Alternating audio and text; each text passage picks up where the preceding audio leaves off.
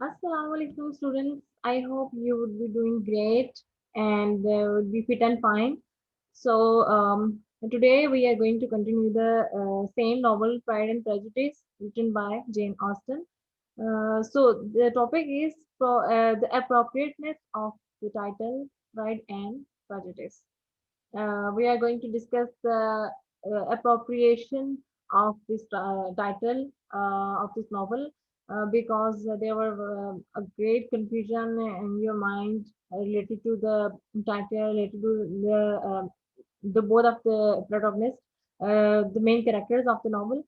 So let's continue with this topic, and I'm going to discuss the title novel with the reference to the novel, with the reference to the characters, and there will be um, you would find a comparison between the both of characters, and we can discuss.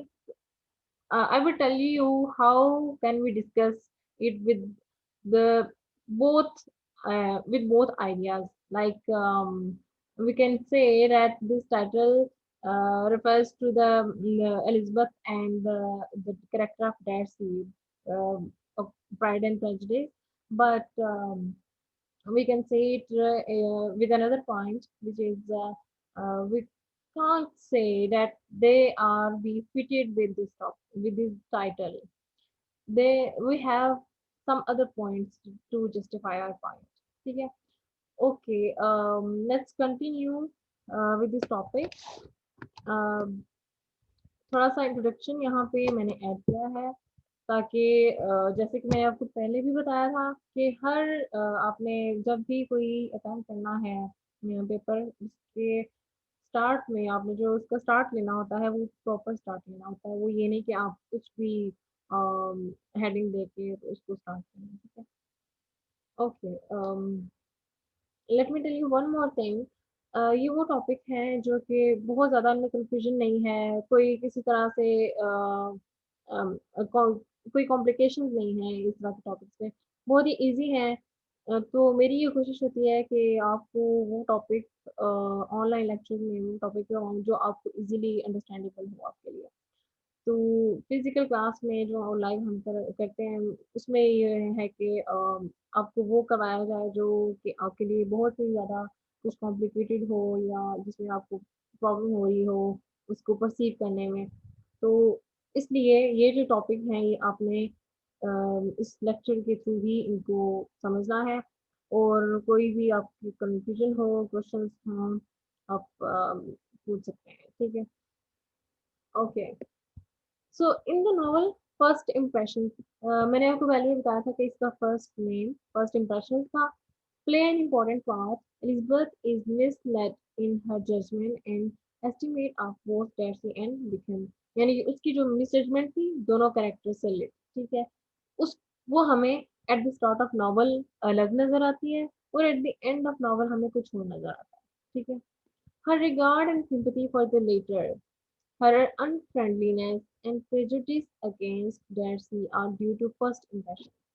यानी कि डैर्सी के against जो उसकी perception थी, जो उसका behaviour था, unfriendliness behaviour था उसके अगेंस्ट, वो उसकी फर्स्ट इम्प्रेशन से लेके था। ठीक है। जो हम कहते हैं ना कि first impression is the last impression.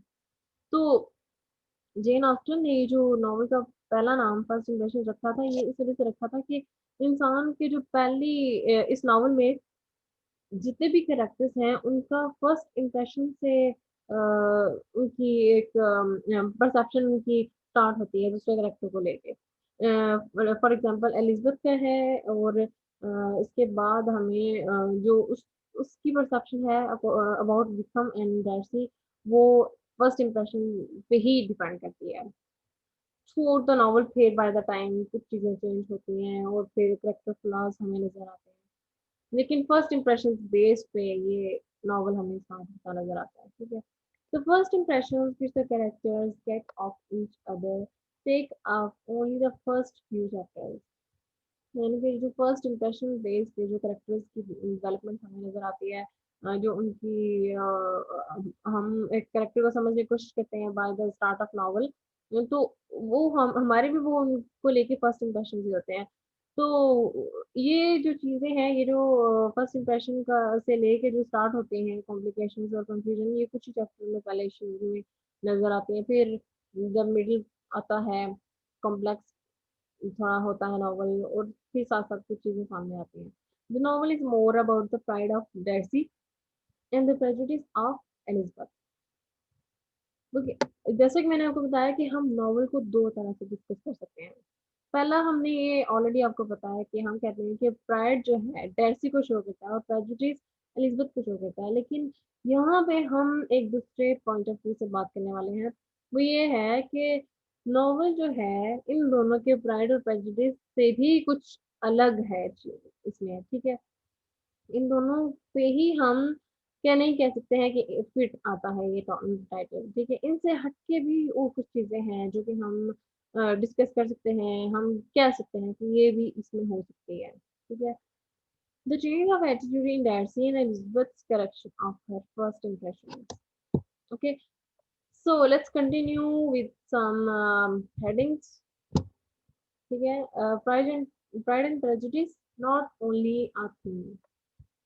अब इस हेडिंग को ऐड करने का और फिर फर्दर जो कैरेक्टर्स हम डिस्कस करेंगे नीचे, उनका कंपैरिजन करेंगे और वन बाय वन डिटेल्स होंगी जो, ये सारे डिस्कशन का मकसद ये है कि आपको आपको नॉवल हर तरह के पॉइंट ऑफ व्यू से डिस्कस करना आना चाहिए। नॉवल में, ड्रामा में आपने पॉइंट्स, मैंने आपको पहले भी बताया था कि खुद निकालने होते हैं। ऐसा नहीं है कि आपको एक चीज़ नज़र आ रही है, कन्फ्यूज़न तो हमें वैसे भी नज़र आ रही है, हमें कॉम्प्लिकेशंस तो नज़र आ रही हैं, लव एंड मैरिज की थीम्स हमें नज़र आ रही हैं, हमें इस तरह की बहुत सारी थीम्स ऑलरेडी हम देख सकते हैं। लेकिन बेसिक जो एम है, बेसिकली लिटरेचर क्या है कि आपने but you have to read between the lines, ठीक है? यानी कि लाइन्स जैसी लिखी होती हैं, जो नज़र आती है चीज़, उसके अंदर क्या है, ठीक है? उन लाइन्स में कहा गया गया है, आपने वो समझना है। यानी नॉवल में आपको एक स्टोरी तो पता चल रही है, लेकिन बेसिकली उसके अंदर और क्या-क्या है, उसको हम किस किस पॉइंट ऑफ व्यू से, किस नज़रिए से उसको देख सकते हैं, डिस्कशन कर सकते हैं उसपे, ये आपने देखना है। तो यही चीज़ अभी हम डिस्कस करने जा रहे हैं, ठीक है? Okay, the fact is both Darcy and Elizabeth are proud as well as prejudiced. हमारा ये कहना है कि दोनों कैरेक्टर्स में ये दोनों जो क्वालिटीज हैं, गुड हैं या बैड हैं, जो भी हैं, दोनों में दोनों ही पाई जाती हैं, ठीक है? The novel makes clear the fact that Darcy's pride leads to prejudice and Elizabeth's prejudice stems from a pride in her own perception. हम नॉवल में ये भी देखते हैं कि डेसी का जो प्राइड है उसे प्रेजुडिस की तरफ लेके जाता है, और एलिजबेथ की जो उसका प्रेजुडिस है वो उसको उसके अपने प्राइड की तरफ लेके जाता है, जो कि एक्चुअली उसकी परसेप्शन होती है, ठीक है? लेकिन दोनों के प्राइड में भी और प्रेजुडिस में डिफरेंस है। उसकी प्राइड में अपर क्लास है, जैसे कि प्राइड में अपर क्लास है, स्टेटस है, लुक्स हैं, जो वो कहता है कि मतलब वो एक खूबसूरत होना चाहिए औरत को, ये वो इस तरह की चीजें हैं उसके माइंड में, इस चीज पे से प्राउड है, ठीक है? उसका प्राइड ये शो करता है। लेकिन एलिजबेथ का प्राइड ये है कि वो एक अपनी लाइफ में एक अच्छे इंसान को आइडियलाइज करती है, ठीक है? वो मॉरल वैल्यूज को देखती है, उसकी नजर में पावर, पैसा, स्टेटस कुछ भी मैटर नहीं करता, ठीक है? तो उसका प्राइड क्या है कि मैं एक ऐसी लड़की हूँ जो जो है किसी को लाइक एक अपना स्टैंडर्ड है उसका, इंटेलिजेंट है और उसके कुछ अपने स्टैंडर्ड्स हैं जिसपे वो जो है जिससे वो देखती है, जज करती है, ठीक है? वो स्टैंडर्ड्स क्या हैं कि किसी को प्राउड नहीं होना चाहिए, उसमें प्राइड नहीं होना चाहिए किसी दूसरे में, जो भी उसकी लाइफ में आए, जो कि ऑलरेडी जैसे में वो देख चुकी होती है, इसलिए उसे वो मिसपरसेप्शन, वो जो फर्स्ट इंप्रेशन से पड़ता है, उससे वो जो परसीव करती है वो उसके अगेंस्ट कह लें कि वो आइडलाइज करती है उसको। तो ये चीज़ जो है इस चीज़ पे उसे प्राइड होता है, ठीक है? तो उसे ये एक प्राइड उसका ये भी है कि उसे ये है कि मैं उन अपर क्लास लोगों से डिफरेंट हूँ जिनकी टिपिकल सोच है, जो अपने अपर क्लास के स्टेटस पे नाज करते हैं, अपने अपना प्राउड शो करते हैं, ठीक है। Okay, Darcy is proud of his social superiority and refinement, which leads him to have a general prejudice against people beneath him in the social hierarchy. उसका जो प्राइड है, उसका प्राउड सुपीरियरिटी और refinement, जिसका पैसा, पावर और status है, उसको लेके है, लेकिन वो उसे किसकी तरफ लेके जाता है कि कि जो सोशल हायरार्की है, सोशल सोसाइटी में जो हायरार्की कहते हैं ना, कि हर लेवल पे जो एक क्लास है, क्लास लेवल है, वो है उसके उसमें जब डीपली देखा जाए तो फिर उसके वो उस चीज को उसे प्रेजुडिस की तरफ ले जाती है, कि सोसाइटी में बाद में जब वो bye the time in the novel उसे नजर आता है, सोशल इश्यूज उसे नजर आते हैं कि चीजें और लोग किस तरह से मैनिपुलेट करते हैं, किस तरह से मॉडिफाई करते हैं, किस टाइप के लोग यहाँ पे रह रहे हैं। तो जब उसका पाला पड़ता है सोसाइटी से तो फिर वो उसका जो प्रेजुडिस है वो लोगों के अगेंस्ट जो है हमें नजर आता है, ठीक है। Elizabeth prejudice on the other hand stems from her pride। उसका जो प्रेजुडिस था वो उसके एक्चुअली प्राइड से ही निकलता है, लाइक वहीं से इसको जो है कह लें कि स्टन्स उसकी निकलती हुई हमें नजर आती है, ठीक है। Both suffer from faults of pride and prejudice, but they are also the necessary facts of desirable merit, self-respect and intelligence। यानी कि दोनों के ये फॉल्ट्स थे, दोनों इन फॉल्ट्स की वजह से सफर भी करते हैं, ठीक है। लेकिन कहते हैं कि ये डिफेक्ट्स जरूरी भी थे, ठीक है। डिजायरेबल मेरिट्स जो उन्होंने अपने सेट किए हुए थे, जो डर्सी को लगता था कि उसकी जिंदगी में कोई अपर क्लास की लड़की आनी चाहिए, खूबसूरत आनी चाहिए, और एलिजबेथ को लगता था कि कोई इंटेलिजेंट बंदा हो जिसे अपने जिसमें प्राउड ना हो, जो एक अच्छा अच्छा इंसान हो, मॉरल वैल्यू उसकी हो, मतलब वो एक अच्छे एक उसका अपना स्टैंडर्ड हो।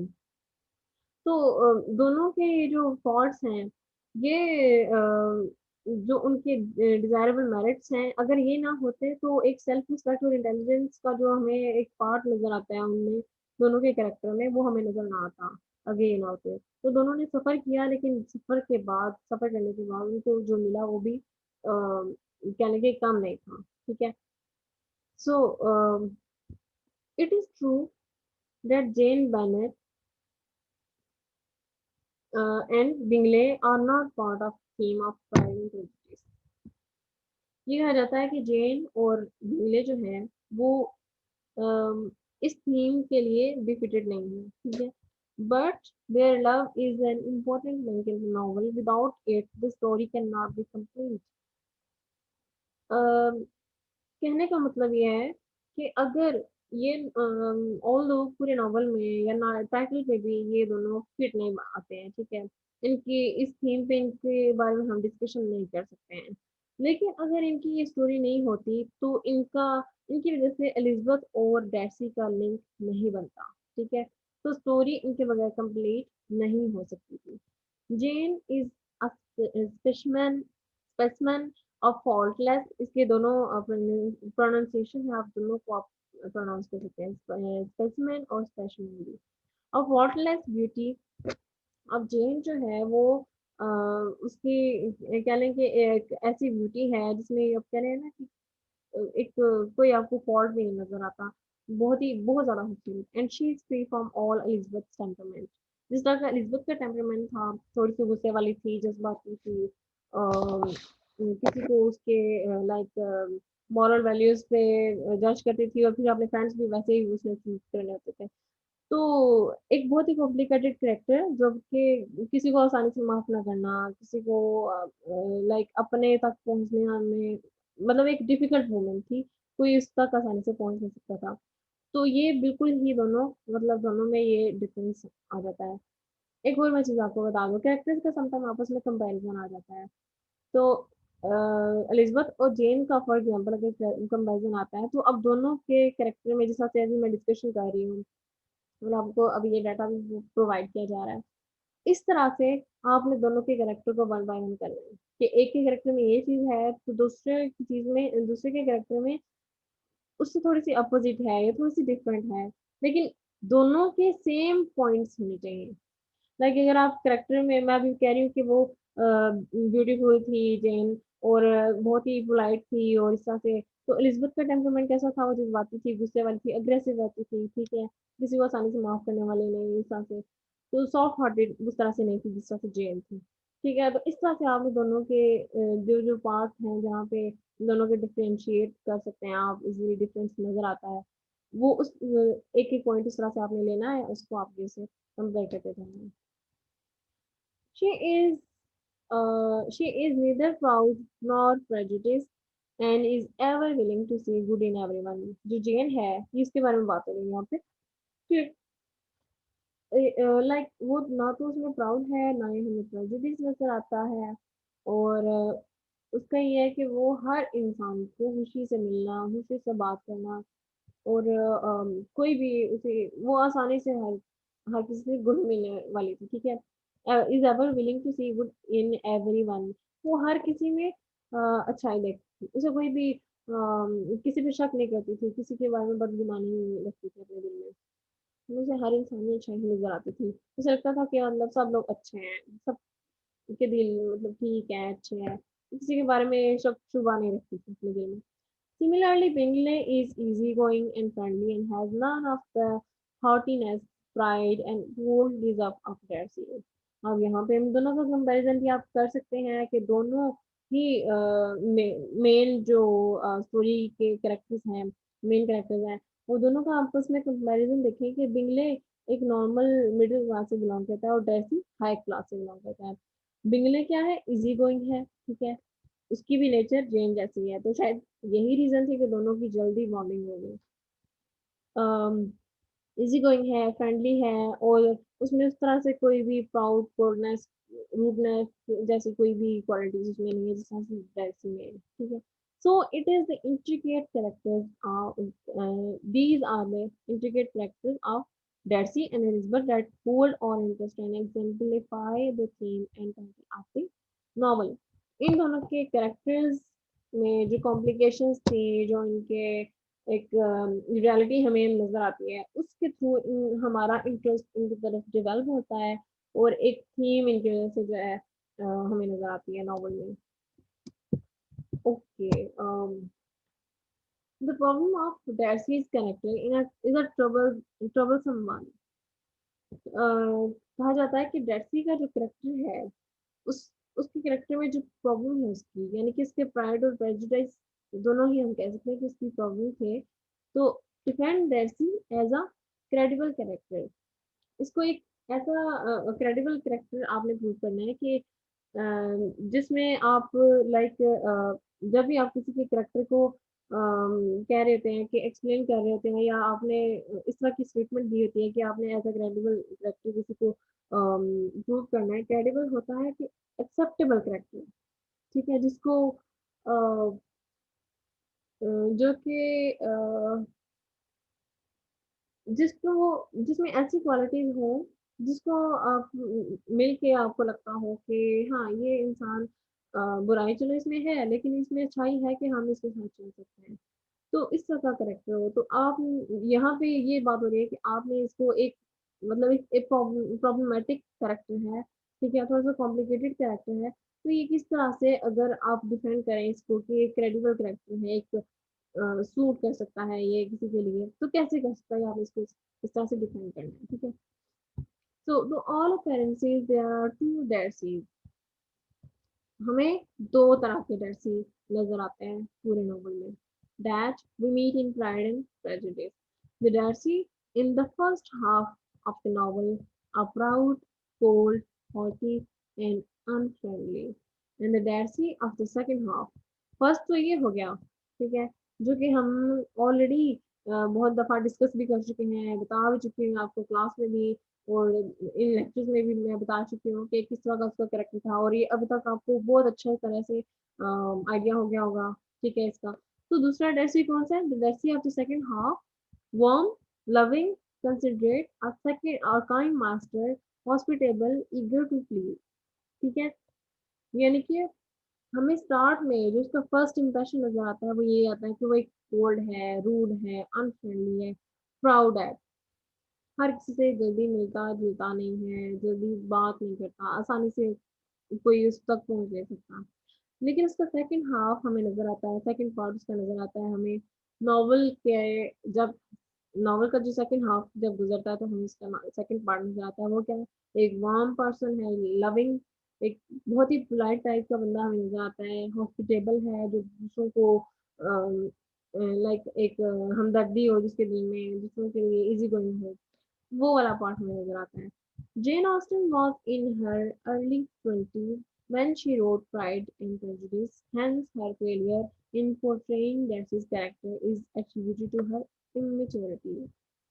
कहा जाता है कि उसने जो नॉवल अपना ये लिखा था अर्ली 20s में, उसमें कहते हैं कि इसने इस करेक्टर को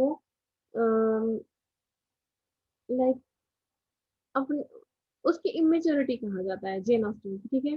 हर failure in portraying Darcy's character, कहा जाता है कि इस कैरेक्टर को उसने पोर्ट्रे करते हुए जो जो है ना उसकी इमेच्योरिटी को शो करता है, जिसने जिस तरह से इसको पोर्ट्रे किया।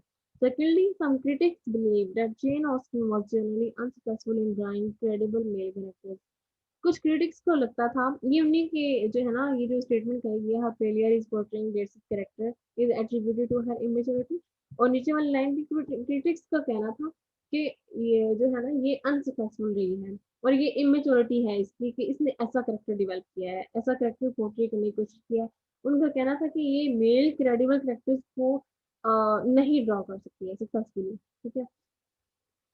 लेकिन बाय द टाइम फिर इससे कुछ और भी क्रिटिक्स थे, फिलोसफर्स थे, राइटर्स थे जिन्होंने अपने ओपिनियन दिए, और फिर उन्होंने सारी चीजें देखते हुए उसकी इस नॉवल के करेक्टर्स को देखते हुए जस्टिफाई किया था, ठीक है। जिस तरह से डिपेंड करना जस्टिफाई करना एक ही बात है, तो उसको डिपेंड किया था कि नहीं, जेन ऑस्टन ने जिस तरह से करेक्टर को पोर्ट्रे किया है, हर करेक्टर को, मेल और फीमेल दोनों को, डिफरेंट लेवल पे, डिफरेंट सोसाइटी के जो हिरार्की है सोसाइटी की, उन पे उसने जस्टिफाई किया है, डिपेंड करते हुए हर कैरेक्टर को बैलेंस के साथ लेके चली है।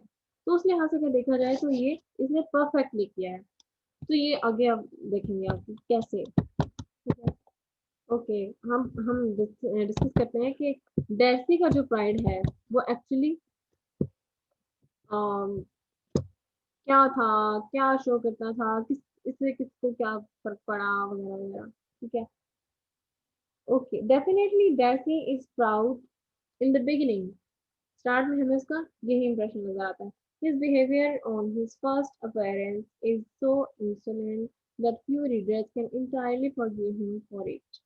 यानी कि यहाँ पे कहा जाता है कि उसका ऐसा बिहेवियर था कि अगर रीडर्स जो पढ़ने वाले हैं शुरू में, उसका ऐसा बिहेवियर शायद ही कोई इसको माफ करे, ठीक है। लाइक हम कहते हैं ना कि जब हमें हीरो में कोई प्राउड टाइप की चीज नजर आती है, या बहुत ही ओवर कॉन्फिडेंट टाइप का बंदा हमें नजर आता है, तो हम कहते हैं कि कितना मतलब है इसमें प्राउड है, तो हमें थोड़ा इंटरेस्ट नहीं उसमें रहता, बल्कि उसमें थोड़ा सा हमें अग्रेसिवनेस हमें शो हमारी नजर आती है उसपे, कि हमें थोड़ा सा गुस्सा आता है उसके करेक्टर पे कि मतलब इस तरह का बंदा क्यों है ये, ऐसा तो नहीं होना चाहिए, इसको ऐसा नहीं होना चाहिए। तो वो कह रहे हैं कि यहाँ पे शायद ही कुछ रीडर्स जो हैं उसको इसके कैरेक्टर के लिए, बिहेवियर के लिए शायद ही कुछ माफ कर सके इसे। And it is doubtful if Meryton could ever have learned to make excuses for a man who insulted the whole neighborhood refusing to dance। यानी कि मैरिटन जो कि एक प्लेस थी नीदरफील्ड के नजदीक ही, लॉन्गबर्न और नीदरफील्ड के साथ ही एक प्लेस थी जहाँ पे कहने के घूमने फिरने के लिए जाया जाता था, और वहाँ पे एक दफा पार्टी भी अरेंज की गई थी। तो कहा जाता है कि वो शायद ही जो है, Meryton could ever have learn to make excuses, वो शायद है कि ऐसे इंसान के लिए एक्सक्यूजेज पेश करे या डिफेंड करे, जो कि क्या करता है, जो दूसरों को इंसल्ट करता है, अपने नेबरहुड को, रिफ्यूजिंग टू डांस, डांस करने से मना कर देता है, और मना करने की क्या रीज़न होती है कि ये लड़की जो है मेरे स्टैंडर्ड की नहीं है, यानी कि ये उतनी ब्यूटीफुल नहीं है कि मैं इसके साथ डांस करूँ, ठीक है? And declaring audibly that none of the women present were handsome enough for him. तो उसने ये डिक्लेयर किया कि यहाँ पे जितनी भी औरतें हैं मेरे लिए इतनी खूबसूरत है नहीं कि मैं इनके साथ डांस करूँ। तो शायद ही ऐसे इंसान को रीडर्स माफ कर सकें, या फिर मैरिटन के पास इसके लिए कोई डिफेंड करने के लिए एक्सक्यूजेज हो। तो यहाँ पे एक हैंडसम वर्ड यूज किया गया है, present word handsome enough for him. अब हैंडसम वर्ड में भी आपको पढ़ के हंसी आए कि ये तो वो लड़कों के लिए यूज किया जाता है, मेल्स के लिए यूज किया जाता है। But let me tell you, literature में या इवन आउट ऑफ लिटरेचर आप ओवरऑल एज जनरल बात करें, तो हैंडसम का जो वर्ड है ये हमारी परसेप्शन है कि हम सिर्फ लड़कों के लिए यूज कर सकते हैं, या उनकी खूबसूरती को बताने के लिए हम हैंडसम का वर्ड यूज करते हैं। लेकिन एक्चुअली में ओवरऑल जो नेटिव स्पीकर्स हैं इंग्लिश के, लाइक अमेरिका, ब्रिटिश हैं, अमेरिकन हैं, ब्रिटिश हैं, और जो दूसरे ममालिक में जहाँ जहाँ इंग्लिश बोली जाती है, वो इस तरह के वर्ड्स दोनों चीज़ों के लिए यूज करते हैं, दोनों लोगों के लिए यूज करते हैं, मेल्स के लिए भी और फीमेल्स के लिए भी। तो यहाँ पे लड़कियों के लिए भी हैंडसम का वर्ड यूज किया गया है कि वो लड़कियां उतनी खूबसूरत नहीं थी वो औरतें कि उनमें से किसी के साथ डांस नहीं हो जाता। अच्छा, ये जो मैं पॉइंट्स आपको बताती हूँ कि हैंडसम का वर्ड है, जैसे इस तरह की चीजें याद रखा करें, ये आगे जाके आपको काम आएगी, ठीक है? He acknowledged his own pride and conceit and his selfishness in caring for none beyond his own family circle and thinking mainly of all the rest of the world. उसने ये रियलाइज किया, एक्नॉलेज किया bye the time, अपना proud, अपनी conceit, अपनी selfishness, और अपनी जो केयरलेसनेस है अपनी फैमिली सर्कल को लेके, और जो उसका मतलब कहते हैं ना कि मतलब ही होना, दूसरे लोगों के लिए भी एक उसका मतलब ऐसा नजर आता था। तो ये सारी चीजें वो रियलाइज करता है by the time. At Netherfield he tells Elizabeth, my opinion once lost is lost forever. उसने नीदरफील्ड में एलिजाबेथ से एक दफा कहा, ये नॉवल में जो टेक्स्ट होता है ना उसका रेफरेंस है, इसलिए मैंने इसको हाईलाइट किया था। उसने कहा कि मेरा जो ओपिनियन है, एक दफा जब किसी इंसान के बारे में मैं ओपिनियन दे देता हूँ, वो ओपिनियन फिर हमेशा के लिए होता है, वो कभी भी चेंज नहीं होता, ठीक है? लेकिन इसका जो ओपिनियन है ये चेंज हो जाता है, ठीक है? ये हम डिस्कस करेंगे फर्दर मोर। एक और टॉपिक भी है जिसमें मैंने आपको हाँ यस, आई थिंक आयरनी में और ह्यूमर में आपको मैंने बताया हुआ है, जो कि आप पढ़ेंगे तो आपको समझ आ जाएगा कि यहाँ पे बहुत सारे करेक्टर्स हैं जो कहते तो बहुत कुछ हैं कि मैं ये नहीं करता, मैं वो करता हूँ, मेरी जिंदगी की ये उसूल है, ये उसूल है, मैं तो ये करूंगी, लाइक दावे बहुत करते हैं, ठीक है? लेकिन खुद ही उस पर पूरे नहीं करते, तो ये सारी चीजें आयरनी में आ जाती हैं, ठीक है? अब my opinion once lost is lost for ever, ये भी उल्टा हो जाता है, ठीक है? ये सिचुएशनल आयरनी में आ जाता है कि इसने कहा था उस टाइम, लेकिन बाय द टाइम सिचुएशन कुछ ऐसी हो जाती हैं इन नॉवल के अंदर कि वो खुद अपने जो है कहे पे टाइम नहीं रह पाता, ठीक है? Okay, so so here comes Darcy's superior moral nature. अब हम फर्दर मोर उसके नेचर के बारे में डिस्कशन करेंगे थोड़ी सी, और लाइक ये जो सारे टॉपिक वाइज हेडिंग वाइज आपको डिटेल नजर आ रही है, और जो डिस्कशन हम कर रहे हैं इस सारे को आप यही क्योंकि ये नॉवल के जो टाइटल है उसके अप्रोप्रिएटनेस को हम डिस्कस कर रहे हैं, ठीक है? कि उसका जो कैरेक्टर था वो अगर उसमें प्राइड था तो क्यों था, कैसे था, शुरू में था, आखिर में था, कैसा था, मतलब उसका जो कैरेक्टर फ्लॉ है हम वो डिस्कस कर रहे हैं। स्टार्ट में नॉवल के स्टार्ट में इसकी क्या पोजीशन थी, क्या इम्प्रेशन था, eight the end of novel उसका क्या पोजीशन है, और उसके कैरेक्टर फ्लॉ कैसे रहा, किस तरह का रहा, कॉम्प्लेक्स क्या था, ये सारी चीजें इस पे जो है वो ये टाइटल पे ही डिस्कशन में आ जाती हैं। हाँ, फर्दर और ये कि इससे रिलेटेड आपको कोई भी क्वेश्चन आ सकता है, उससे हेडिंग्स डिफरेंट होती हैं, क्वेश्चन सेम होता है, स्टेटमेंट दी जाती है पेपर में। तो ये चीज़ें अपने माइंड में रखें कि आपने ये सारी चीज़ें पढ़ी हुई हैं, आपने उनको सिर्फ याद करना है और अपने माइंड में रखना है, ताकि आपके पास लिखने के लिए कुछ हो पेपर में। Alright, Darcy's pride is to be seen as something other than mere snobbishness. हमें उसके प्राउड उसका जो प्राइड है वो इस तरह से नजर आता है कि समथिंग अदर देन मेयर स्नोबिशनेस, कि उसका जो स्नोबिशनेस होता है कि उसकी जो एरोगेंस होना, किसी का एरोगेंट होना, रूड होना, ठीक है। तो हमें उससे उसके प्राउड से हट के कुछ इसकी एरोगेंट हमें ज्यादा नजर आती है।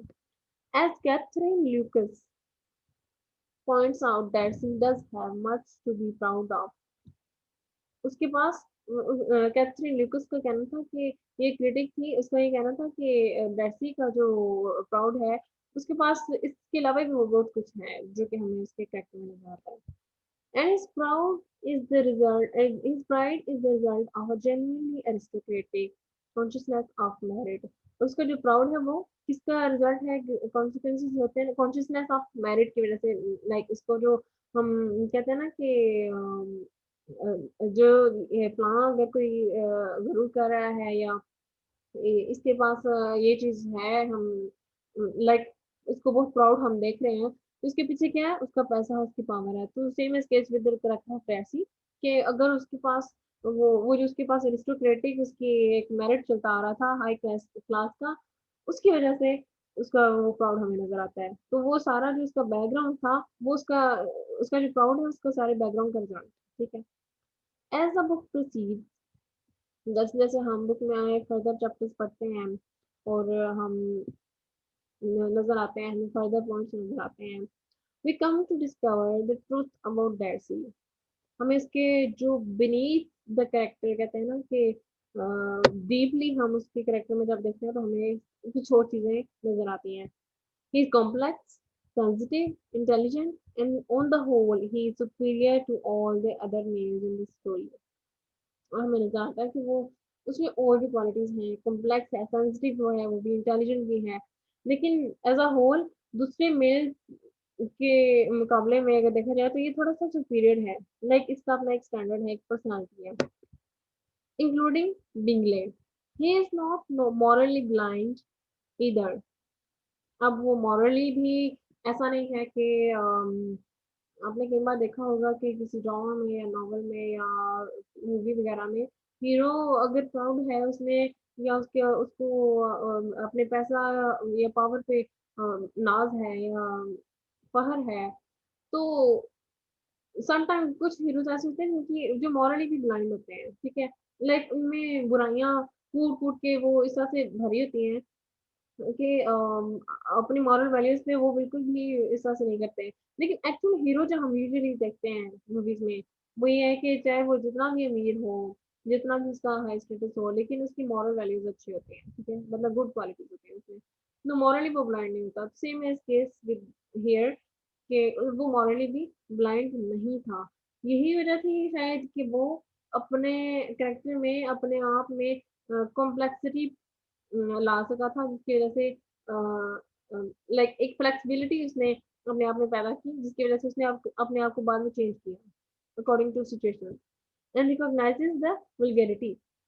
उसने वल्गैरिटी अपने जब उसकी मॉरल वो मॉरली ब्रांड नहीं था, उसने फिर अपने आगे होने वाली जो ऊपर बात हुई है ना कि सोसाइटी में अपने प्राइड से हट के जो उसने प्रेजुडिस सोसाइटी में देखा वो ये था कि उसने वल्गैरिटी देखी थी, ठीक है, उसने इल मैनर्स देखे थे of the Bingley sisters, but is as much embarrassed by Lady Catherine's behavior as he had seen by Mrs.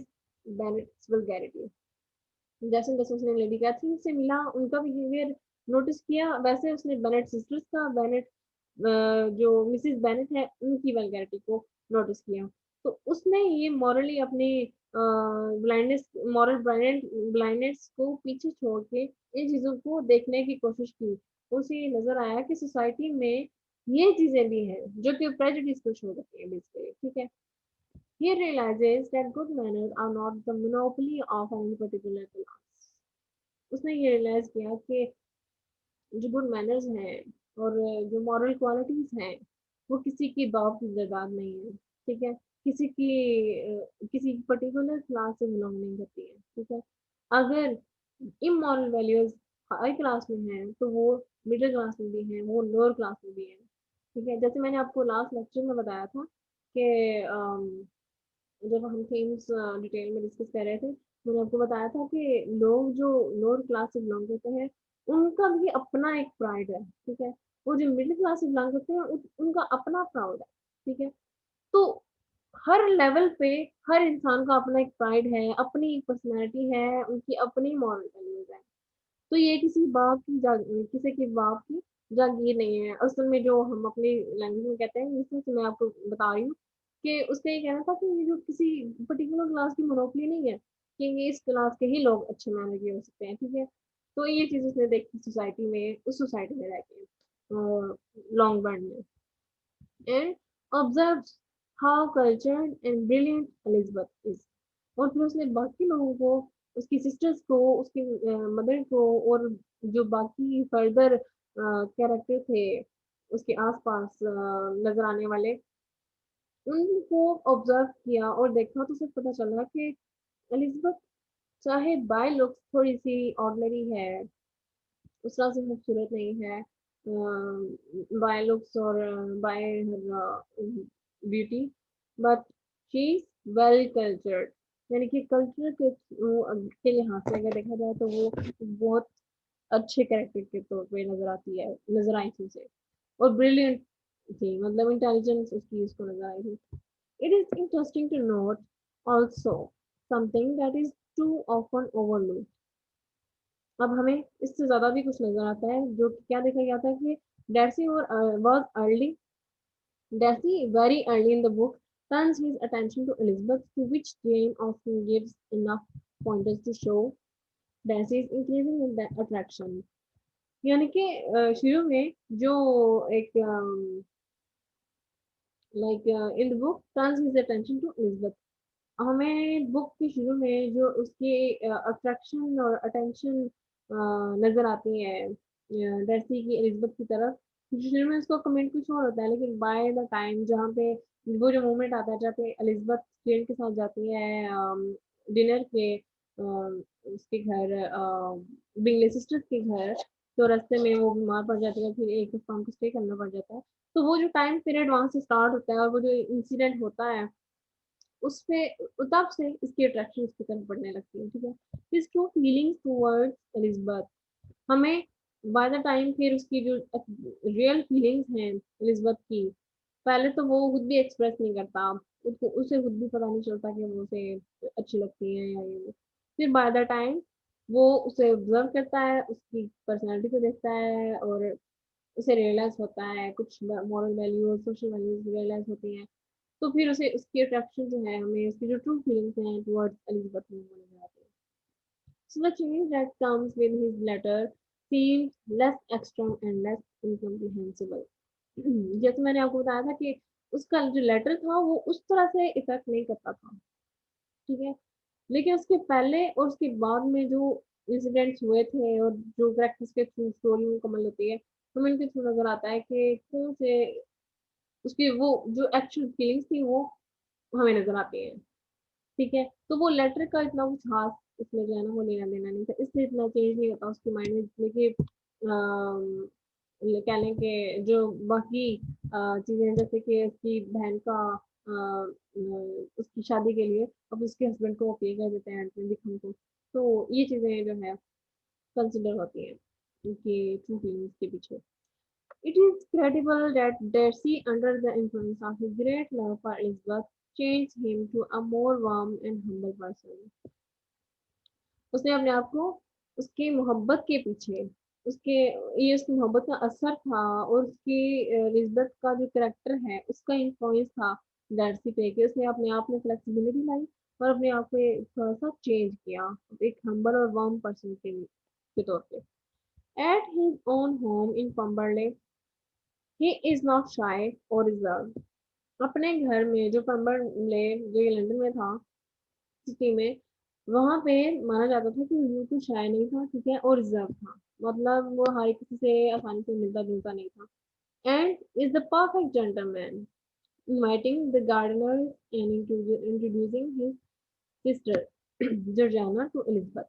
यानी कि वो शाय नहीं था और रिजर्व था, लेकिन उसने क्या किया कि उसकी जेंटलमैनलीनेस हमें नजर आती है जब उसने गार्डनर्स को, जो कि लोअर क्लास से बिलोंग करते थे, उनको अपने घर पे इनवाइट किया और अपने सिस्टर को जो है एलिजबेथ से और मतलब बाकी सबसे इंट्रोड्यूस करवाया। His love for Elizabeth is so great that he overcomes his disgust for Wickham and plays a prominent role in getting Wickham to marry Lydia।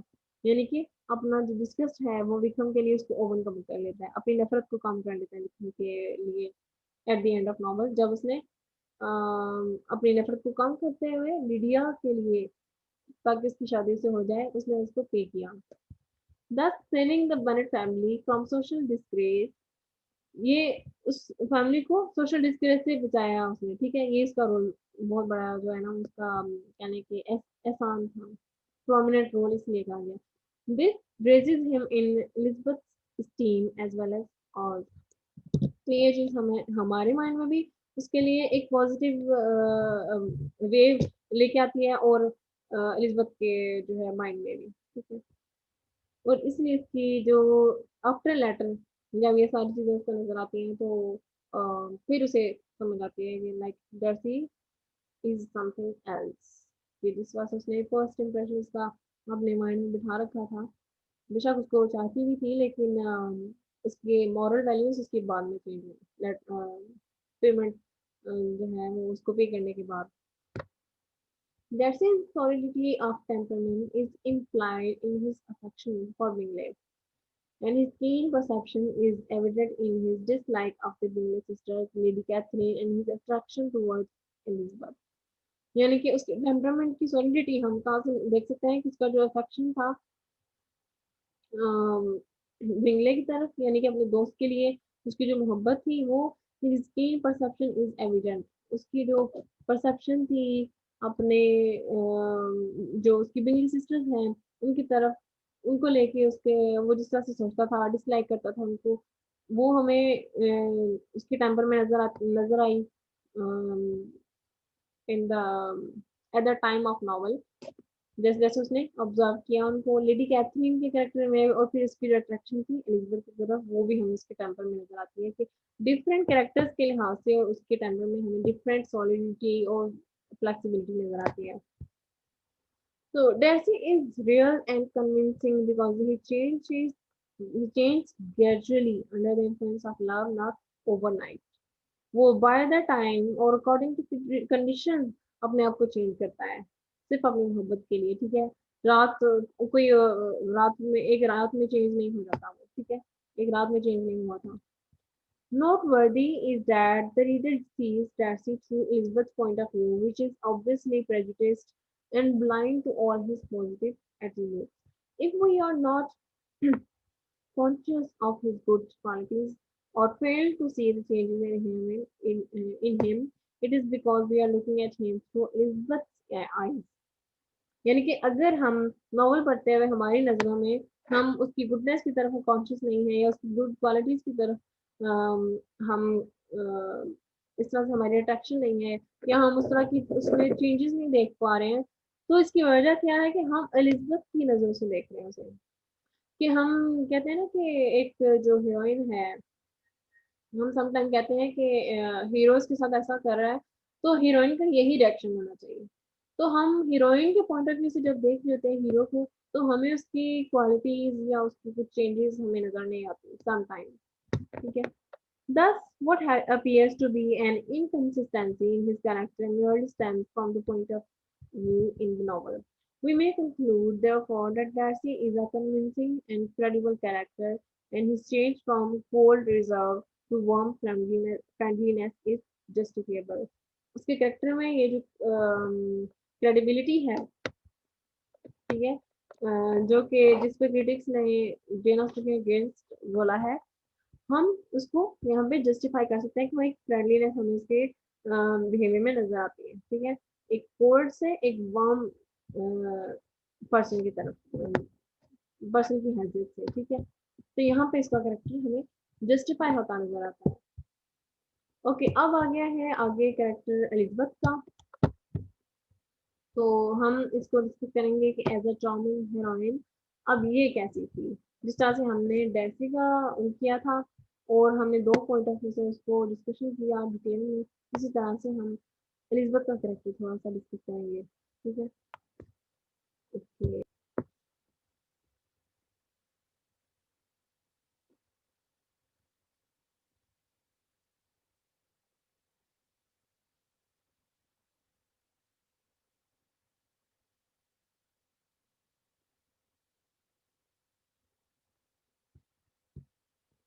So, to create an entirely charming girl is one of the rarest achievements in fiction. यानी कि novel को fiction novel इसलिए कहा जाता है कि sometimes fiction novels में like novels में ऐसे एलिमेंट्स ऐड कर दिए जाते हैं करेक्टर में जो कि समटाइम्स हमें रियलिटी में नजर नहीं आते। तो जो करेक्टर है एलिज़ाबेथ का करेक्टर है वो एज़ अ चार्मिंग गर्ल उसको उसकी जो अचीवमेंट्स हैं उसको शो किया गया है। तो एक कह लें कि एक रेयर टाइप का एक करेक्टर है, फिक्शन में हमें नज़र आता है जिसमें रियलिटी भी है, जिसमें आम तौर पे एक ऑर्डिनरी गर्ल की जो क्वालिटीज़ हमें वो नज़र आती हैं। Heroines who are noble or good or tragic or pathetic abound, but यानी कि कुछ हीरोइंस हैं जो कि नोबल और गुड भी अच्छी भी होती हैं, नोबल भी होती हैं, लेकिन कॉम्प्लिकेटेड होती हैं, थोड़ी-सी पैथेटिक भी होती हैं। But Jane Austen has created in Elizabeth Bennet a girl of charming wit, sense, honesty and warm heart. यानी कि हीरोइंस आप यूजुअली देखते हैं कि खूबसूरत होती हैं, उनमें नोबिलिटी आपको नज़र आती है, गुडनेस नज़र आती है, थोड़ी-सी ट्रेजिक फ्लॉ नज़र आता है, कॉम्प्लिकेशंस नज़र आती हैं। लेकिन यहाँ पे जेन ऑस्टन ने जो कैरेक्टर एलिज़ाबेथ का ड्रॉ किया है वो ये है कि उसको एज़ अ चार्मिंग उसकी जो विट है यानी कि उसकी जो इंटेलिजेंस है उसको शो किया, उसकी सेंस को, ऑनेस्टी को, उसका जो वार्म हार्ट है उसको शो किया है। लाइक वो हर किसी के बारे में हर किसी को अगर वो जज करती थी मॉरल वैल्यूज़ के थ्रू तो उसमें भी उसकी ऑनेस्टी हमें नज़र आती है। एक सेंस नज़र आती है, लॉजिक्स नज़र आते हैं। वो इलॉजिकली कुछ भी कर नहीं रही होती है। जो भी कर रही होती है उसके पीछे कोई रीज़न होती है, कोई वजह होती है। लेकिन थ्रू आउट द नॉवल हमें सेंस, लॉजिक और ऑनेस्टी उसके कैरेक्टर में हमें नज़र आती है। ठीक है? और इंटेलिजेंसी नज़र आती है। Of all her heroines, Jane Austen herself liked Elizabeth the most and in a letter to her niece Cassandra, जैसे कि मैंने आपको बताया था कि कैसेंड्रा इसकी नीज का भी नेम था और उसकी मदर का भी नेम था, जेन ऑस्टिन की, ठीक है? तो इसका जो फेवरेट कैरेक्टर है वो एलिज़ाबेथ हम कह सकते हैं। I must confess that I think her as delightful creature as ever appeared in print. यानी कि ऐसी क्रिएचर डिलाइटफुल क्रिएचर जो कि पहले कभी भी ऐसे कह लें कि थिएटर में या कहते हैं ना कि सब पहले पर्दे पे या इस तरह से नज़र नहीं आती, ठीक है? अब तक नज़र नहीं आई। तो वो उसका ये कहना है कि मैं ये ज़रूर कन्फेस कर सकती हूँ प्राउडली कि एक बहुत ही डिलाइटफुल क्रिएचर थी जो कि अब तक क्रिएट नहीं हुई है। And Jane Austen's liking is borne out by countless other readers who have fallen in love with her for more than 130 years. Like इसके कैरेक्टर्स को इतना पसंद किया गया रीडर्स ने इतना पसंद किया कि बहुत सारे लोग जो कि ना जो बूढ़े भी थे 38 की एज थे कि उस 30 इयर्स की एज के अंडर जो थे लाइक उससे कम एज के लोग थे वो भी 15-20 इस एज के लोग बच्चों ने भी जो है वो इसके कैरेक्टर को जो है पसंद किया था, ठीक है? अच्छे लगे थे सबको। Elizabeth Bennet is not half too handsome as Jane, यानी कि अब यहाँ पे फिर कंपैरिज़न आ जाता है। ये चीज़ें जो कंपैरिज़न वाली हैं इनको अपने माइंड में रखना आपने। तो कंपैरिज़न ये है कि एलिज़ाबेथ बेनेट जो है उस तरह से ब्यूटीफुल नहीं है जिस तरह से जेन है। Nor half so good to go along with as Lydia, यानी कि लिडिया की तरह वो उस तरह से नहीं है कि जिस जो हर किसी के साथ लग जाती हो, ठीक है? But she is charming, charming how she is charming in her intelligence. The real charm of the heroine is something she has so variety and depth. The beautiful expressions of her dark eyes अब यहाँ पे क्या क्या कहा जाता है कि एक जो चार्मिंग हीरोइन होती है, उसकी क्वालिटीज क्या होती है कि वो इंटेलिजेंट होती है, सोब्राइटी उसमें नजर आती है, थोड़ी सोबरपन नजर आता है, थोड़ी डेप्थ होती है उसमें, मतलब लॉजिकल चीजें वो करती है, हरकतें उसकी बातें वो, उसमें कुछ सेंस नजर आती है हमें, थोड़ी समझदार टाइप की नजर आती है. The beautiful expression of her dark eyes under her face uncommonly intelligent. उसकी अब ब्यूटी यहाँ पे हम देख सकते हैं कि तरह से जेन ने बताई है कि उसकी जो ब्यूटीफुल आईज है, उसकी जो डार्क आईज हैं, वो किस तरह से उसकी इंटेलिजेंसी को, और अनकॉमनली लाइक कोई भी कॉमन पर्सन में हो सकती है, लेकिन उसको इस तरह से कोई नोटिस नहीं करता, लेकिन नोटिसेबल उनके लिए होते हैं जो जो जो हमें लोग अट्रैक्टिव लगते हैं, तो हमें उनकी चीजें भी अट्रैक्टिव लगती हैं, तो नोटिसेबल हम वो तो हमें तभी लगते हैं. तो यहाँ पे इसका करेक्टर भी इसी तरह से है कि अनकॉमनली इसकी इंटेलिजेंसी हमें इसके फेस के एक्सप्रेशन से हमें नजर आती है. Darcy, who at the first meeting has dismissed her as merely tolerable at a later stage, said. पहले उसने जिसको डिसमिस किया था डर्सी ने, उसी के बाद में बारे में बाद में उसने ये कमेंट किया, it is many months since I have considered her as one of the handsomest women of my acquaintance. तो उसका ये कहना था कि मैंने अपने इन मंथ्स में जितना मैं एक्सपीरियंस किया और देखा ऑब्जर्व किया, सारी औरतों में ये मुझे सबसे खूबसूरत लगती है. ठीक है. आप देख रहे हैं कि स्टार्ट में इसके क्या जो थे कमेंट्स थे, और अब क्या कमेंट्स हैं. जैसे कि उसने एक उसका पीछे कोट हमने देखा कि उसने कहा कि my opinion is lost then lost for ever. यानी कि एक दफा जब चला जाए किसी के बारे में, जो एक दफा बन जाए ओपिनियन वो हमेशा रहता है, लेकिन यहाँ पे ऐसा नहीं हुआ, उसको ओपिनियन वाकई चेंज हो जाता है. ठीक है. नेक्स्ट है her intricacy and intellectual complexity. Intricacy यानी कॉम्प्लिकेटेड कैरेक्टर है उसका, वो कॉम्प्लिकेशन उसके कैरेक्टर में, और उसका जो इंटेलेक्चुअल कॉम्प्लेक्सिटी है हम अब वो देखेंगे बहुत ज्यादा डिटेल में. अब मैं नहीं चाहूंगी, काफी सारी चीजें हमें हो रही हैं. हर charm arises to a great extent from her intricacy, intellectual complexity. She comprehends the merits and deficiencies of the Bingley's almost at once. She knows Mr. Collins to be an affected fool from the first letter he writes. जब mister Collins को उसने क्यों reject किया था कि उसके यहाँ पे सेंस और इंटेलिजेंसी हमें नजर आती है, कि इसका जो इंटेलेक्चुअल कॉम्प्लेक्सिटी है उसको आप यहाँ पे देख सकते हैं कि जब उसने मिस्टर कॉलिंस ने उसने पहली बार लेटर लिखा और प्रपोज करने के लिए और अपनी फीलिंग्स शेयर करने के लिए, तो उसे वो एक फूल नजर आ लगा था. ठीक है. Mister Collins to be an affected fool from the first letter ही राइट. ठीक है. And just Lady Catherine they bow correctly at the first meeting. उसको भी उसने फर्स्ट मीटिंग में ही जज किया था कि ये किस टाइप की लेडी है. She understands her family and is conscious of the vulgarity of her mother. अपनी फैमिली को भी वो समझती थी, अपनी सिस्टर्स को भी और अपनी मदर की वल्गैरिटी को भी. The pleasant ingenuity of Jane. जेन को भी वो बहुत अच्छी तरह से जानती थी कि वो कितनी मतलब जेन्युइन और फ्रिजिड टाइप की लड़की है. The listless exactness of Mary. जो मैरी एक एग्जैक्टनेस होता है कि किसी को टू द पॉइंट होना, स्ट्रेट फॉरवर्ड रहना. ठीक है.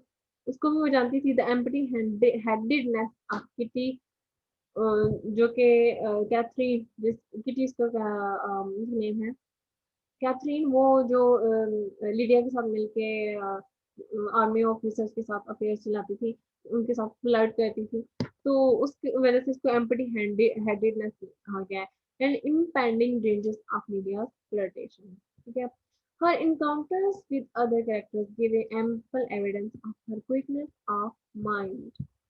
उसके जो है जिस तरह से वो प्रैक्टिस को समझती है, अपने आसपास रहने वाले लोगों को, ये सारी चीजें क्या शो करती हैं कि उसके अपने जो उसकी माइंड की क्विकनेस है. एक इंसान कहते हैं कि फौरन से किसी का स्ट्रिक्टली समझ आना किसी को, तो वो होता है कि उसकी जो माइंड की क्विकनेस है, ये उसको शो करता है कि ये सारी करेक्टर इस बात का एविडेंस है कि वो हर किसी को समझती है.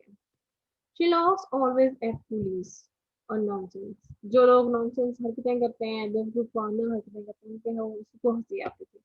At whims and inconsistencies, but her wit is refined and subtle and never ridicules what is wise and good. अच्छाई और बुराई की बात करते हुए कभी भी उसने किसी को पॉइंट आउट नहीं किया, कभी किसी को रिडिक्यूल नहीं किया, किसी को कभी गाली नहीं दी, ठीक है। तो ये उसकी कैरेक्टर की पॉजिटिविटी थी। She can humorously relate to everyone. इस पूरे नॉवल में जितने भी कैरेक्टर्स हैं, अगर हम सब कैरेक्टर्स के साथ उसको रिलेट करना चाहें तो हम कर सकते हैं। Darcy's refusal to dance with her and Jane's incredulity। जो रचिया से वो डांस के लिए उसने रिफ्यूज कर दिया था, वो भी हमें नजर आता है। अगर हम वहां पे इसको कंपैरिजन करें तो वो भी हमें लाइक एक कंपैरिजन दोनों का हम कर सकते हैं, ठीक है। तो जैन के साथ उसका क्या था, infidelity about her being happy in marrying Darcy. Jane का जो डिसबिलीफ था, इनक्रेडिबिलिटी इसको कहते हैं, ठीक है। जेन का जो डिसबिलीफ था कि अगर वो डैसी से शादी करेगी तो उसकी खुशी के बारे में वो सोचती थी कि खुश रहेगी या नहीं रहेगी। She can coolie and with delightful irony reply. यहाँ पे उसने जब जेन ने उसे बताया कि लाइक वो इस बारे में सोच रही है कि वो उसके खुश रहेगी या नहीं रहेगी शादी करके वगैरह वगैरह, तो उसका क्या कमेंट था, there can be no doubt of that it is settled between us already that we are to be the happiest couple in the world.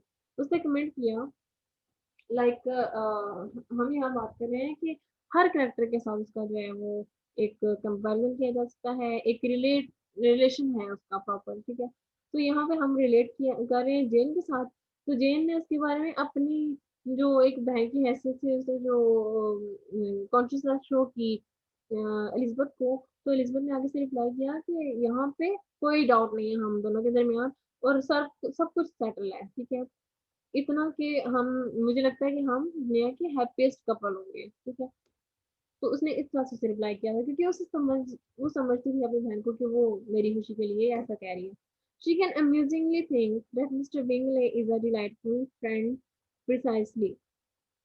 अब वो मिस्टर बिंगले के लिए जो सोचती थी वो एज अ फ्रेंडली डिलाइटफुली सोचती थी, कि उसे पता था कि अच्छे नेचर का इंसान है, because he is easily guided and influenced by that.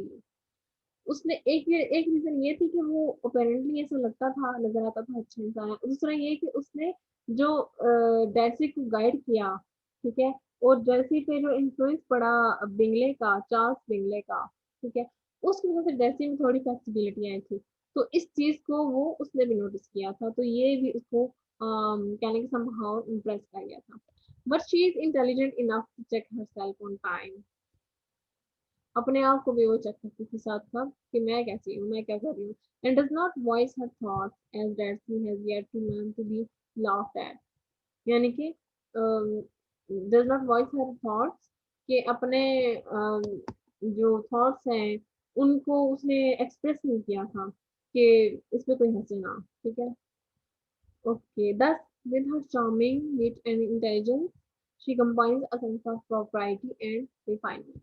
तो अपने यहाँ पे हमें इन सारे कैरेक्टर्स के थ्रू और इसके बिहेव उनके साथ इसका बिहेवियर जैसा था, हमें ये एग्जांपल्स जो छोटे छोटे एग्जांपल्स हैं जिसके थ्रू हमें पता चलता है कि वो वाकई एक इंटेलेक्चुअल और उसकी इंटेलिजेंस ही हमें नजर आती है। तो एक तरह से इसका कैरेक्टर थोड़ा सा कॉम्प्लिकेट भी है, और आई गेस इतना होना चाहिए हर इंसान को, हर लड़की को होना चाहिए, ताकि कोई भी जो है उस तक इस तरह से आप तक जो है ना आसानी से अप्रोच ना कर सके। जो आसानी से अवेलेबल होते हैं ना, अप्रोच कर जाते हैं, वो उनकी कदर कम हो जाती है। तो her affability and moral courage, affable, warm hearted and selfless, she can walk all the way to Netherfield to care for her sick sister जेन, ठीक है। यानी कि इतनी वो मतलब उसकी मॉरल वैल्यूज की बात करें तो वो सेल्फलेस थी, वार्म हार्टेड भी थी, सेंसिटिव भी थी, और दूसरों का ख्याल रखने वाली भी थी। तो नीदरफील्ड में जब उनकी दावत थी और रास्ते में उसकी सिस्टर बीमार हो गई थी, तो वो ऑल द टाइम उसके साथ वॉक करना, उसके साथ सफर करना, उसे बर्दाश्त किया अपनी बहन के लिए, और सिकनेस के में उसका साथ दिया। तो यहाँ पे उसकी हमें सेल्फलेस और वार्म हार्टेडनेस और अफेबिलिटी नजर आती है। She feels concerned at Bingley's removal from the neighborhood।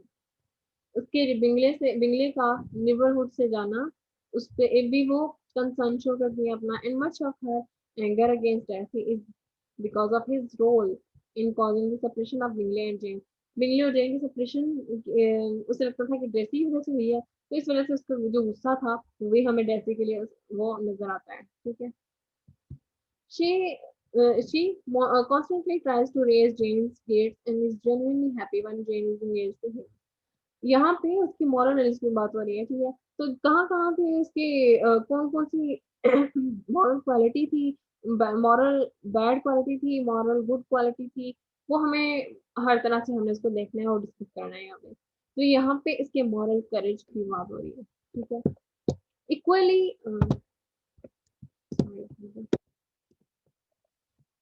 equally admirable is her moral courage in declining two marriage proposals. और इतनी ही एडमायरेबल हम नजर आती है हमें उसकी मॉरलिटी कि जब उसने दोनों प्रपोजल को रिजेक्ट किया। पहला मिस्टर कॉलिंस का था, ठीक है। She is a young unprovided girl. Unprovided मैंने आपको पहले बताया था कि जो आसानी से आप प्रोवाइड ना हो, जो अपने अफोर्डेबल ना हो, like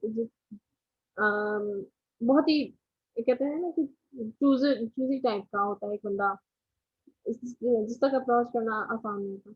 her father estate is entailed on Mr Collins. ये मैंने आपको बताया था कि इसकी जो प्रॉपर्टी थी वो इंटेल थी मिस्टर कॉलिंस पे। Her connection are very low and vulgar, and it is not certain that any other attractive offers of marriage will be made to her ever in future. उसे ये नहीं लगता था कि वो हर आने वाला प्रपोजल एक्सेप्ट कर लेगी या ये वो, लेकिन वो सोचती थी उसके बारे में, उसको क्या अच्छा है क्या बुरा है, वल्गैरिटी उसको कहाँ पे है कहाँ पे नहीं है नजर आती थी हर जगह पे। तो इसलिए उसने मिस्टर कॉलिंस का प्रपोजल रिजेक्ट किया। Mister Collins proposal offers comforts and security of a home by all means and attractive incentive. उसका वो हर तरह से ठीक था, लेकिन उसकी जो मॉरल इमोरल क्वालिटीज थी वो भी उसको नजर आती थी एलिजबेथ को, ठीक है। और उसको ये भी पता था कि ये किस टाइप का फुलिश टाइप का इंसान है और नॉनसेंस किस्म की बातें करता है। Mr. Darcy's proposal is even more attractive, for she realizes that to have been the mistress of Kimberley would be something. जब उसने उसका प्रपोजल देखा तो उसने इससे सोचा और उसने कहा कि ये उसे रियलाइज हुआ बाय द टाइम कि ये उसके लिए बहुत अच्छा साबित हो सकता है। But with real strength of character and moral courage she rejects this proposal. पहला जर्सी का पहला जो प्रपोजल था उसने रिजेक्ट कर दिया था जब तक उसे उसने वो लेटर नहीं, जर्सी के लेटर लिखने से पहले ये एक प्रपोजल उसको मिल चुका था, तो ये दोनों प्रपोजल उसने रिजेक्ट किए थे। तो आई गेस तीसरा भी एक हो सकता है जो कि विक्रम का था, उसने विक्रम को भी तो उससे पहले छोड़ा था, तो अब वो भी ऐड कर सकते हैं इसमें। Her strength of character and independent spirit assert themselves at various places in the novel, and she is able to hold her own against Darcy's haughtiness against Miss Bingley, conceit and insult. तो अपने strength अपना जो character है उसमें independently जो उसकी एक spirit थी अपने आप में, वो जो हमें नॉवल में पूरा टाइम हमें नजर आती है। और ये ड्रेसी के अगेंस्ट उसकी जो एंगरनेस था, अग्रेसिवनेस थी वो भी। और फिर बिंगले सिस्टर्स जो थी, उन्होंने जिस तरह से इसको इंसल्ट किया था और इसको दूर भेजने की कोशिश की थी ड्रेसी से। तो वो सारी चीजें जो है इसने ऑब्जर्व भी की, इसको देखा भी, और यहाँ पे उसकी मॉरलिटी हमें नजर आती है, ठीक है। Alright, so Elizabeth not an idealised romantic heroine. एक ऐसी रोमांटिक हीरोइन नहीं थी जिसको आइडियलाइज किया जाता, ठीक है। कैसे, ये भी अभी देखते हैं। Elizabeth is not a perfect heroine of a romantic novel. She is a complex, intricate, living, and breathing character. And Jane Austen achieves this depth by endearing Elizabeth to her with very human faults. ये ऐसी heroine है जो कि perfect नहीं है romantic novels के लिहाज से, ठीक है। लेकिन उसके कैरेक्टर में जो कॉम्प्लिकेशन और जो कॉम्प्लेक्सिटी हमें नजर आती है मॉरल वैल्यूज के साथ साथ, उसको जेन ऑस्टन ने अपनी अचीवमेंट कहा है, ठीक है। उसने कहा है कि ये डेप्थ एक डीप कैरेक्टर है एलिजबेथ का, ठीक है, जिसमें ह्यूमन फॉल्ट्स पाए जाते हैं। हमें ह्यूमन एक इंसान का जो है वो परफेक्ट नहीं होता, तो इसी तरह से नॉवल की हीरोइन बेशक एक परफेक्ट होती होगी, लेकिन रियलिटी में इंसान जैसा है, एक रियलिटी में जो हीरोइन होती है अपनी जिंदगी की हीरोइन, वो कैसी होती है, उसमें जो फॉल्ट्स भी होते हैं, अगर उसमें क्वालिटीज भी हैं तो फॉल्ट्स भी होते हैं, उन सारी चीजों को उसने ऐड किया, इस कैरेक्टर में उसको प्रेजेंट किया। तो इस वजह से इसकी इस कैरेक्टर को एक रियल कैरेक्टर कहा गया है, ठीक है, क्योंकि इसने रियलिटी को फोकस किया है। इसने रोमांटिक नॉवल को फोकस नहीं किया कि रोमांटिक नॉवल में हीरोइन कैसी थी। इसने रियल लाइफ में एक इंसान अपनी जिंदगी में कैसा है, आप सब अपनी अपनी जिंदगी में हीरोइन है, हीरो है, ठीक है। तो इस तरह से जैसे एलिजबेथ अपनी लाइफ में एक हीरोइन थी, इस तरह से इसको प्रेजेंट की गई है। Elizabeth has a pride and a vanity in her own perception, in her own intelligence, and since her pride is mortified by Darcy's refusal to dance with her, she is prejudiced against him. वो overall ठीक थी, उसमें proud था थोड़ा, इसकी perception misperception भी इसकी होती थी, लेकिन इसकी इंटेलिजेंसी हमें कहाँ नजर आती है कि जब उसने जैसे का प्राउड देखा और उसका वो रिफ्यूजल देखा उसके डांस के लिए, तो वो उसके अगेंस्ट हो गई थी। इसलिए उसका जो प्रेजुडिस है, प्रेजुडिस यानी कि उसने पहले ही उसको प्री कंसीव जो कर लिया था, ठीक है, फर्स्ट इम्प्रेशन पे उसने इसको जज कर लिया था, तब से वो उसके अगेंस्ट हो गई थी। प्रेजुडिस क्लाउड्स हर जजमेंट, जिसकी बेस पे इसी प्रेजुडिस की बेस पे उसने अपनी जजमेंट दिखाई, and she is ready to believe becomes slanderous information about Darcy, जो कि विक्रम ने इंफॉर्मेशन दी डैर्सी के बारे में उसको कि ये बहुत इस तरह का अपर स्टेटस का बंदा है, प्राइड है, इसमें ये क्वालिटी है, इसका ये इगोइस्टिक है, उसकी बुराइयां करता था, तो उसको लगता था कि शायद ये भी इस डार्सी को उसी तरह से जज करा जिस तरह से मैं जज कर रही हूँ, तो इसलिए इसको विक्रम अच्छा लगा था। और विक्रम को उसका वीक पॉइंट यही पता था कि ये डार्सी से नफरत करती है, तो इसी को यूज करते हुए उसने इसके साथ फ्लर्ट करने की कोशिश की थी।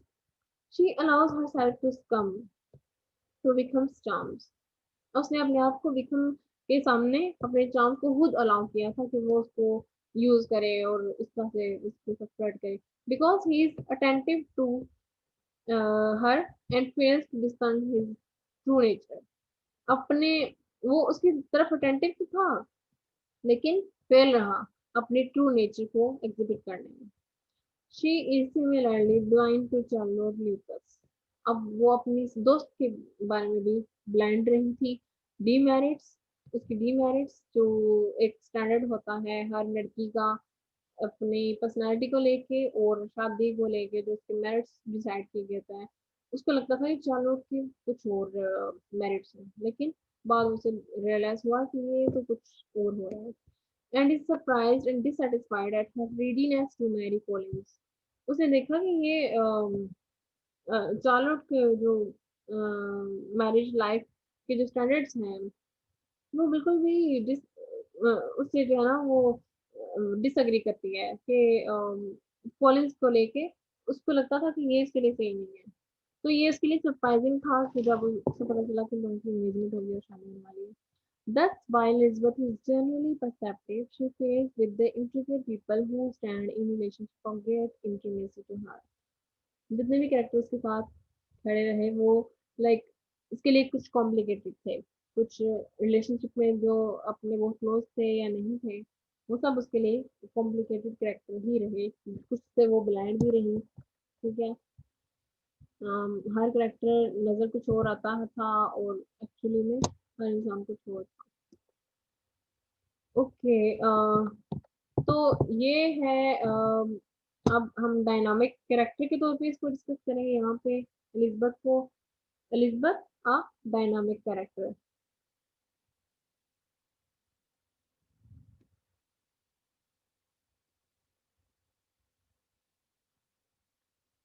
डायनामिक कैरेक्टर ऐसा होता है जिसमें एक कांस्टेंट चेंज हमें नजर आता है, फ्लेक्सिबिलिटी नजर आती है। However, she is capable of learning from her mistakes. We see her change, and thus this flux, this dynamism in her character is also responsible for the life-like charm she holds for us. Okay, I hope आपको समझ आ गया होगा कि अपनी mistake से जो उसने learn किया, जो हम पहले भी डिस्कस कर चुके हैं, ठीक है, उसकी रिस्पॉन्सिबिलिटीज उसने ली बाद में, और हमें ये चांस की पर्सनैलिटी में अगर चांस सारी चीजें नजर आती है। The process of her self awakening begins on receiving Darcy's letter। जब उसने अपने आप को कह लें कि डर्सी से रिलेटेड वो थोड़ी सी क्या लें कि मिसकंसेप्शन थी उसके माइंड में, वो तब जागी जब उसके उसके लेटर्स मिले। After his proposal was rejected by हर, उसका प्रपोजल रिजेक्ट करने के बाद, ठीक है, जब जिस प्रपोजल के रिजेक्शन पे एलिजाबेथ ने उसको कहा था कि तुमने विक्रम को उसकी जॉब से निकाला और उसे यहाँ से निकलवा दिया और गलतफहमी पैदा की मेरी बहन के दरमियान, ये वो, तो बाद में उसने इसको वापस लेटर लिखा, ठीक है। तो उस लेटर के बाद उसके जो कहने की आंखें खुली थी actually, she begins reading it. जब उसने वो लेटर खोला और उसको पढ़ने की कोशिश की तो उसके माइंड में था शायद उसके अभी भी उसके माइंड में ना जैसे कि प्रेजुडिस के अगेंस्ट ही कुछ था, उसे लगा शायद ऐसे कुछ होगा लेटर में भी। उसने कैसे रीड करना शुरू किया, with a strong prejudice against anything he might say. उसने अपने मुंह से ये अल्फाज कहे हैं, ये उसका रेफरेंस है नॉवल से, टेक्स्ट में से, कि जो है उसने अपने कुछ स्ट्रॉन्ग प्रेजुडिस से ही कुछ कहा होगा इसमें, ठीक है। तो वो ये सोच रही थी, लेकिन जब उसने नॉवल पढ़ा, सॉरी लेटर पढ़ा, फिर उसको समझ आई। But gradually she realises the truth about his statement.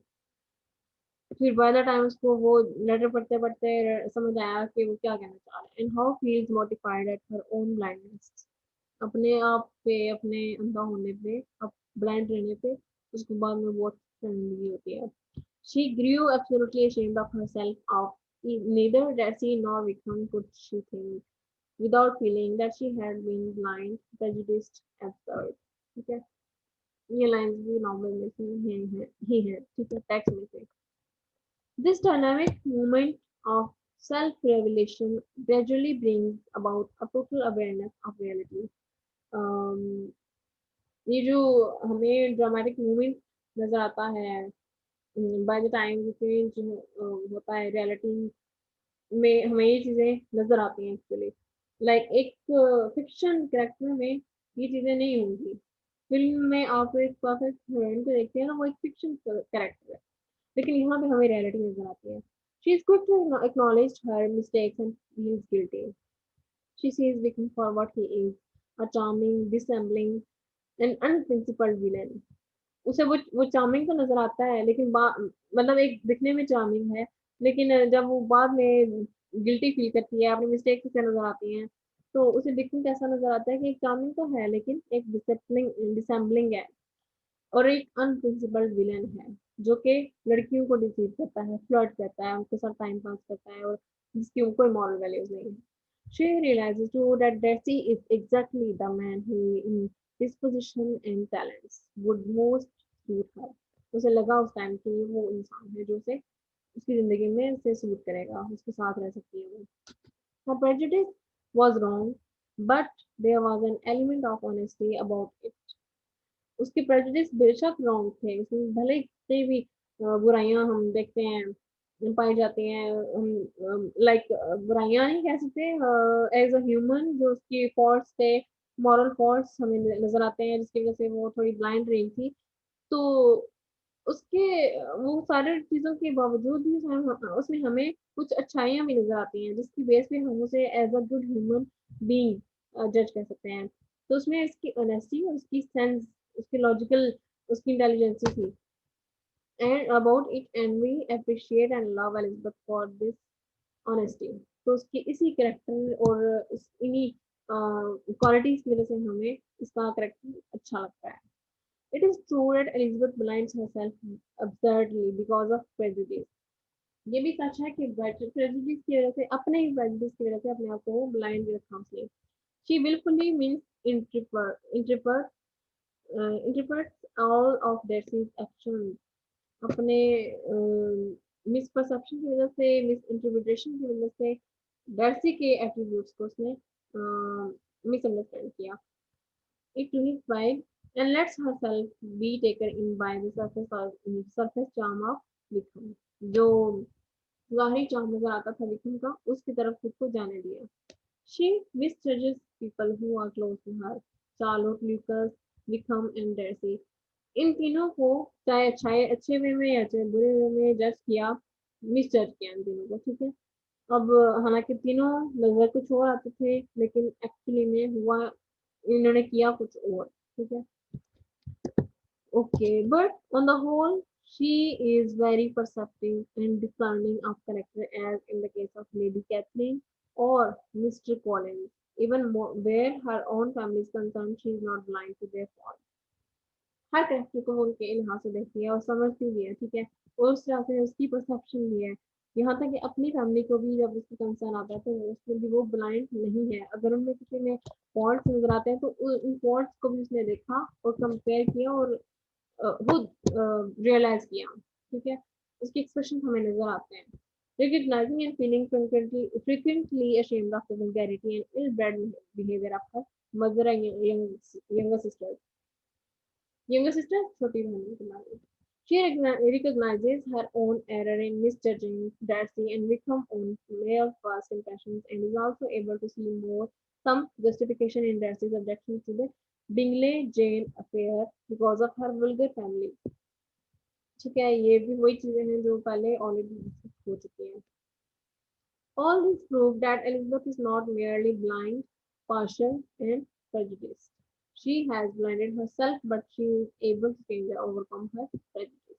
अपने आप में उसने फ्लेक्सिबिलिटी रखी थी, जिसकी वजह से वो अपने आप को चेंज कर पाई थी, ओवरकम कर सकती थी अपनी बैड क्वालिटीज को.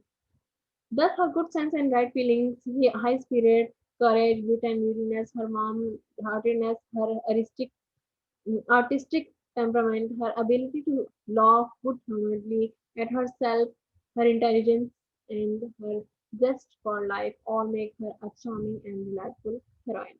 Indeed, the popularity of Pride and Prejudice as a novel rests on the brilliant portrayal of its charming and captivating heroine, Elizabeth Bennet.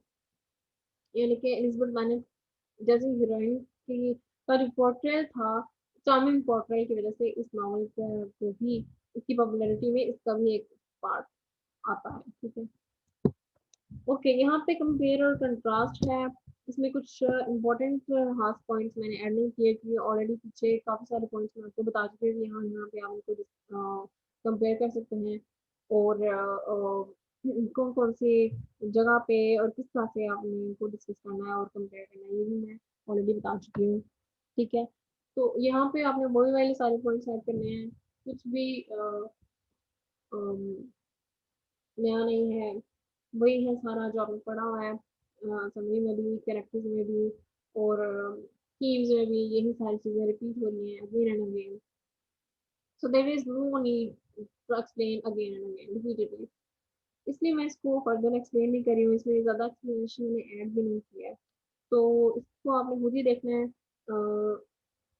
हम सिर्फ जेन और एलिजबेथ का आपस में ही नहीं बल्कि टू द अदर कैरेक्टर्स जब भी इनका कंपेयर और कंट्रास्ट आ जाता है या बिंगले और डर्सी या दोनों में से किसी एक का दूसरे किसी और कैरेक्टर के साथ कंपैरिजन आ जाता है, तो उसमें भी आपने इस चीज़ को देखना है कि किसके साथ आपको आप ठीक तरह से आप उसको जो है वो कंपेयर कर सकते हैं, ठीक है।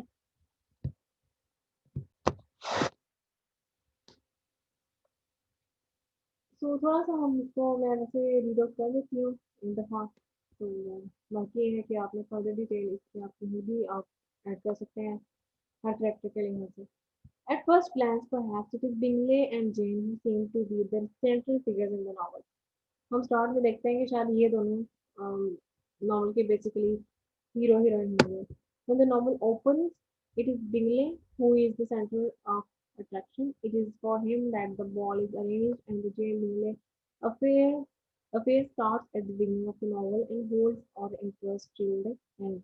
यानी कि हमें लगता है कि शुरू में ये दोनों हीरो और हीरोइन होंगे और इन्हीं की तरफ हमारी अट्रैक्शन डेवलप होती है, लेकिन बाय द टाइम ये भी एक सच है कि अगर इनकी वजह से अगर ये उस पार्टी में ना जाते और बॉल हॉल में ना जाते तो इनका अफेयर स्टार्ट नहीं होता, तो ये स्टोरी और नॉवल की जो बिगनिंग है इसमें हमें ना इंटरेस्ट होता है और ना ही हमें कोई मजा आता है इसको पढ़ते हुए, ठीक है, ना ही स्टोरी बनती।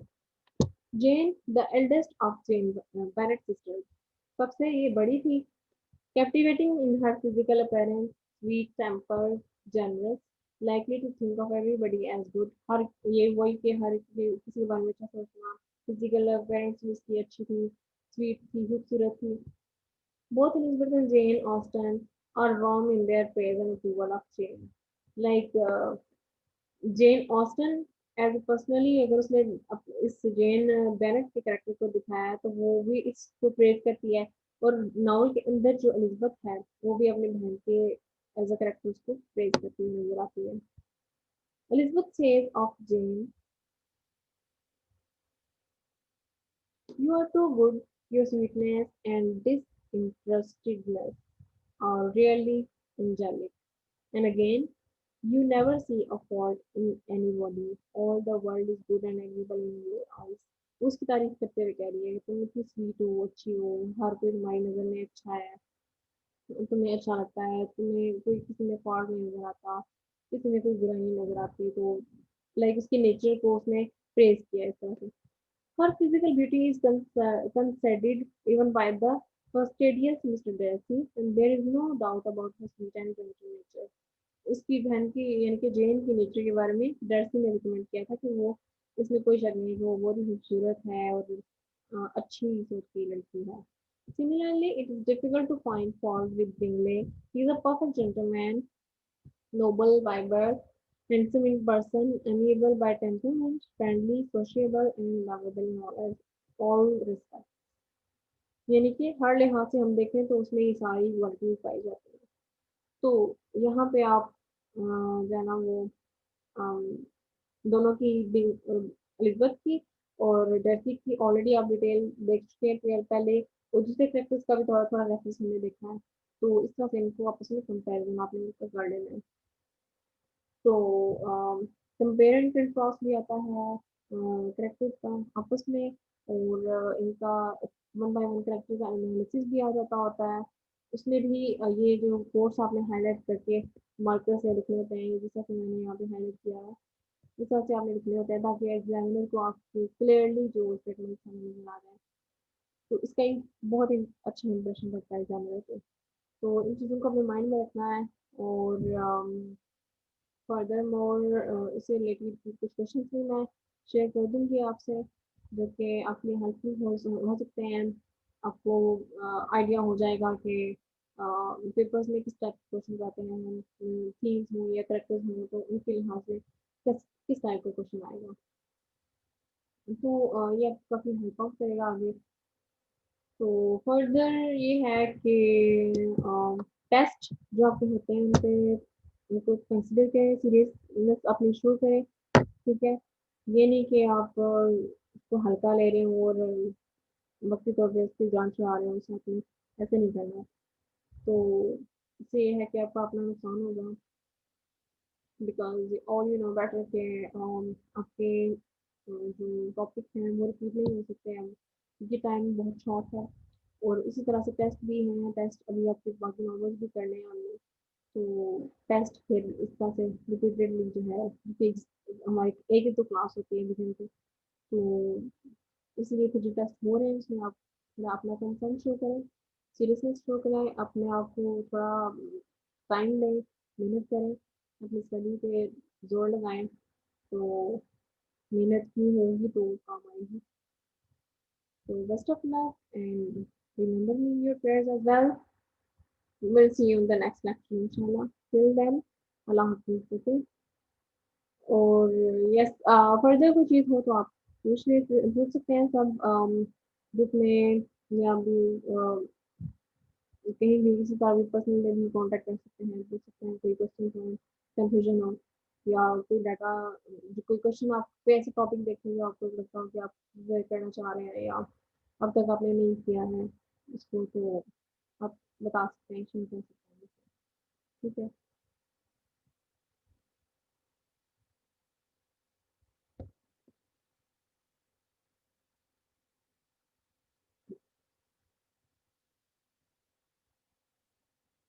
So take care and Allah Hafiz. Till the next lecture. Okay.